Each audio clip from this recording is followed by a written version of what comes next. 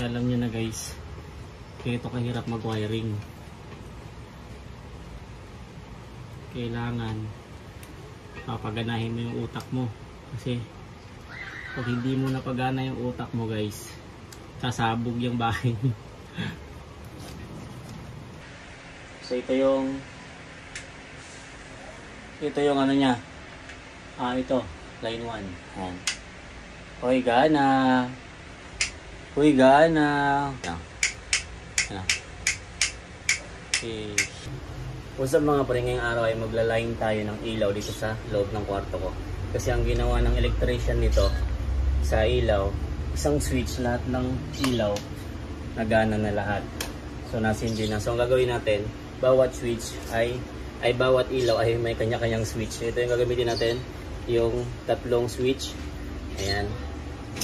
So syempre meron tayong drop para mas maintindihan nyo lalo. Syempre ito yung ating drop. Gawa mo natin line 1, line 2, line 1, line 2. Then ilaw para sa ating hagdan. Malaking ilaw para sa ating kwarto. Ayan, ilaw yan ha. Then tatlong pin light. Malaking ilaw, isang ilaw para sa hagdan, tatlong pin light.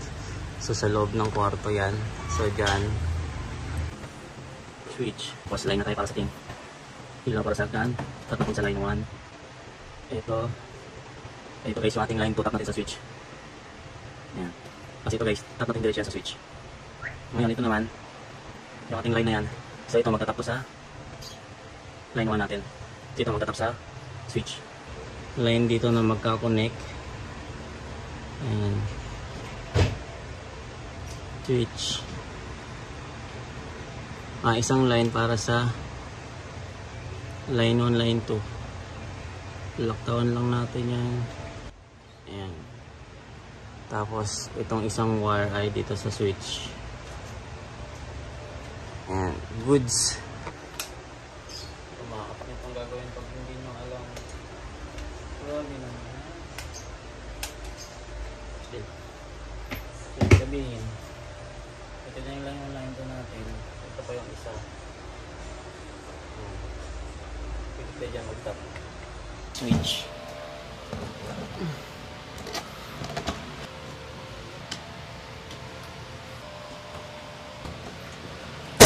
Ay, puta.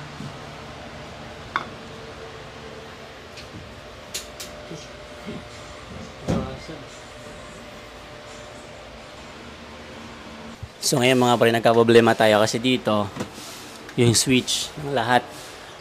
Pag nagpasok ako ng wire dyan, hindi mabawakbak yung masisira yung ating kisame.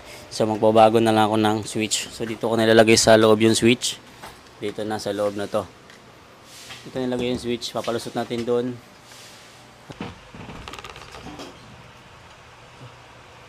Sasaluan natin. Paano dito? Masaluan.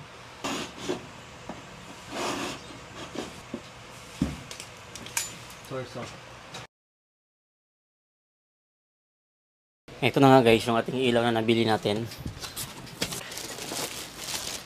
4,000 pesos ang price ito guys, kaya dapat ingatan natin. Ayan siya. Mabigat-bigat pala to, kailangan maganda yung ano nito.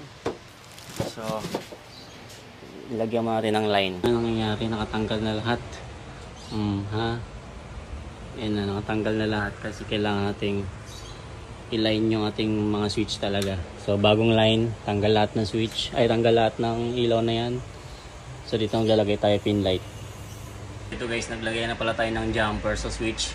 Ayan, jumper na tinatawag. So maglalagay kayo ng wire bawat switch. So jumper tayo dito hanggang dulo.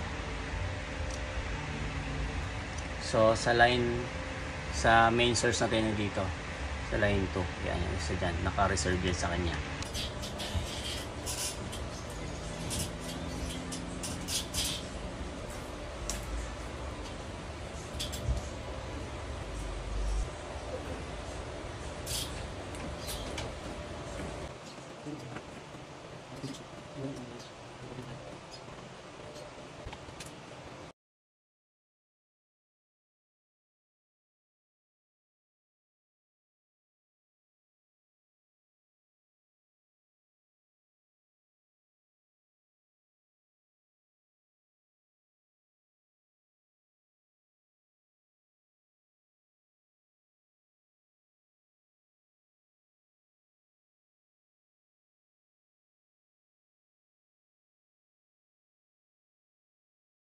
Guys, ang dumi-dumi na natin.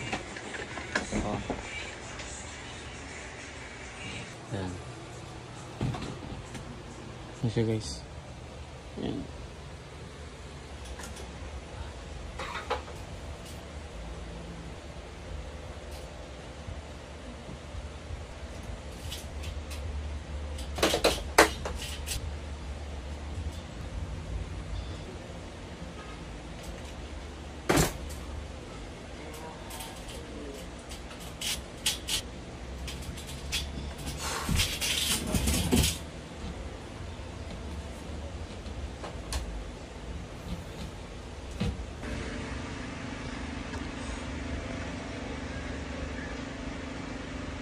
Day 2. So, continuate ito ng aking ginagawa. Ayan. So, nag-add tayo note ng ilaw.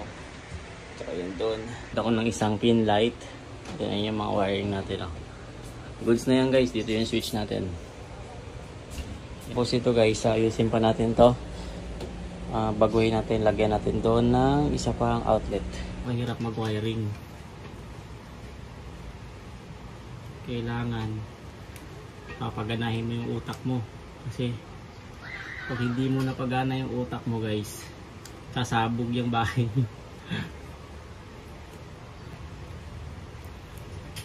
Yan. So kailangan linisin yung mga wire sa taas. Guys, ngayon may power na tong ating switch, ating ilaw. So try natin kung gagana ba. Ito yung ano nya, ito line 1. Yan. Okay, gana. Line 2, ito malaki. Uy, gana. Kagandaan niya guys, nasi-switch pa yan. Ano. Okay. Ang next natin yung ating mga pin light. So, dapat kasama itong maliit. Tsaka yun. 1, 2, 3. Sana. Uy, gana. Gumana na siya. Ito isa. Gana din yun, oh. Diba? So, galing talaga din mag-wiring.